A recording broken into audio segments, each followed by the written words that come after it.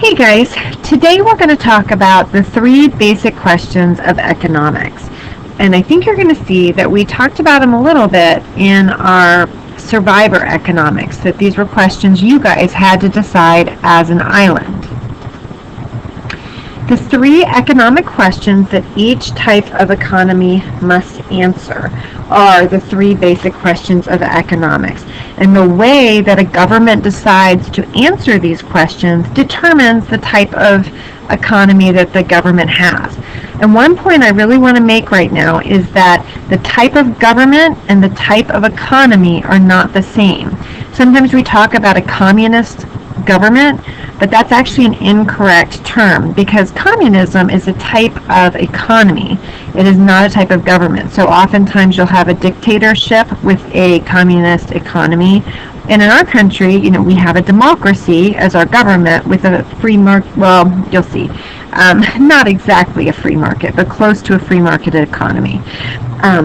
Anyway, so let's get going.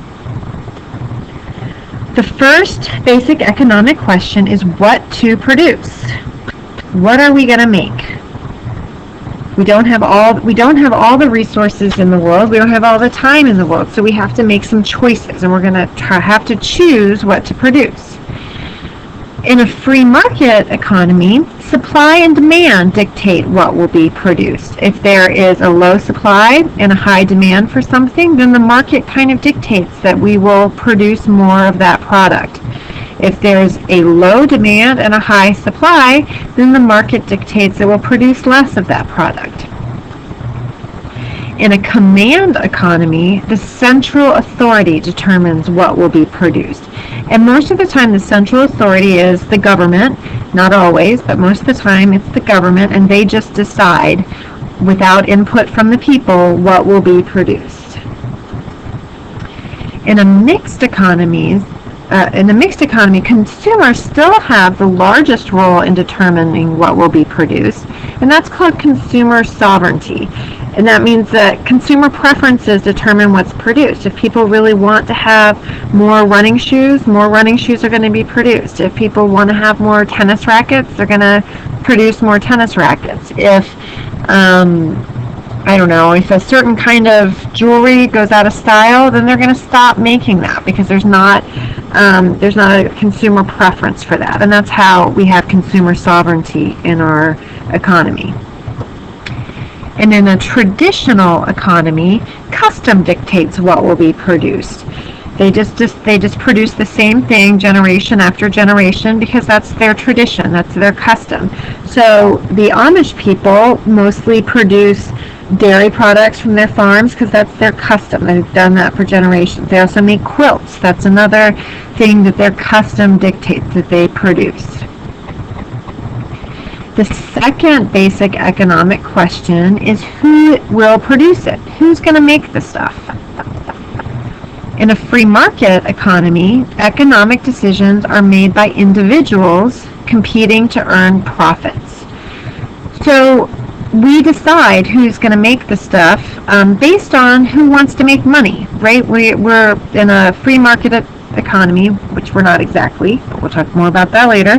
But when the market is in charge, people are motivated by money, and they're going to decide what they want to make, who's going to make it, based on how much money they want to make. They're competing for profits. In a command economy, the central authority makes decisions and determines how resources will be used. So the government basically decides who's going to produce things, what people are going to do for a living, how resources are going to be made. So in a command economy, the central authority makes decisions and determines how resources will be used. In a mixed economy, the means of production are usually privately owned, but some government regulations are used to prevent unfair competition. So in a mixed economy, the means of production are usually privately owned, but some government regulations are used to prevent unfair competition. So the means of production in our country, the natural resources are owned privately, either by private businesses or individuals that own land, they own all the stuff in our country. But we do have some government regulations to prevent monopolies, to prevent unfair business treatment, to prevent people from cheating, and also to protect our environment and protect the safety of people in our country. In a traditional economy, farming, hunting, and gathering jobs are done the same way as generations have done before them. So usually everybody is somehow involved in producing things. Either farming, hunting, and gathering jobs are done the same way as generations before have done them. The third basic economic question is, for whom is it being produced? Can everybody get the stuff, or who can get it and who decides? In a free market economy, products and services can be purchased by anyone who has the resources to do so. Ownership of private property is encouraged. So if you have in a free market economy, if you have the resources, you can buy whatever you want to. So usually money is the determining factor. If you have enough money, you can buy it. If you don't have enough money, you can't buy it. And owning of the resources is encouraged.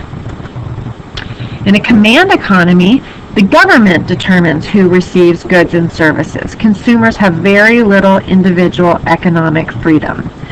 So in a command economy, the government's deciding, all right, everybody needs food, everybody needs shelter, and this week, our bakers have made wheat bread. So if you like wheat bread, you're in luck. If you don't like wheat bread, you're not in luck.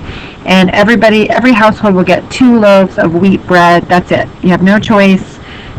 That's just what you're going to get. The government's providing for you, which makes this an appealing type of economy, especially in struggling countries or poor countries. Sometimes this sounds like a good choice because the government tries to give you what you need, but you don't have all the individual freedom that you do in free market or mixed economies, where you can say, I need some bread. I don't really like wheat bread. I think I'd much rather buy the pumpernickel bread or whatever. In a mixed economy, individuals make this decision for the private sector, and government makes decisions for the public sector. So in the private sector, a lot of times it does have to do with resources and who can buy it. But then in the public sector, we do make decisions to have resources available for all citizens. There are some things that we decide to produce libraries for everybody. The government decides that. The government decides that everybody should have schools. So the government is making those decisions. The government decides to build roads. We pay taxes to the government, but the government decides how to use those taxes to provide for individuals. And in a traditional economy, most individuals and families are self-sufficient and produce what they need for their own survival. So everybody's thinking about just what their family needs to survive, and they're going to go gather this or plant this crop, or maybe they need to sell a few more quilts or whatever it is that they produce, or they need to trade for that. But they just rely on themselves, and they're mostly not thinking to get rich or to get a lot of stuff, but just on how to survive. So, what is important to know about this? Each type of economy answers the 3 basic questions of what to produce, how to produce, and for whom to produce differently. Their answers to these questions determine which economic system a nation maintains. So if a nation makes decisions based, on the free market way, then they're called a free market economy. If they make it the command economy way, then they're called a command economy. And if it's a mix of those, then it's a mixed economy or traditional economy. So on your paper, please answer these questions. 1, what are the 3 basic economic questions? Just look back at your notes. You can figure it out. Second question, what can we determine by the way a government answers these questions? So when a government makes these decisions, what is it telling us? And which system sounds the most like the economic system of the United States? And explain your answer. So of these 4 systems, which one sounds most like our country, and why do you think that? Good luck. May the force be with you.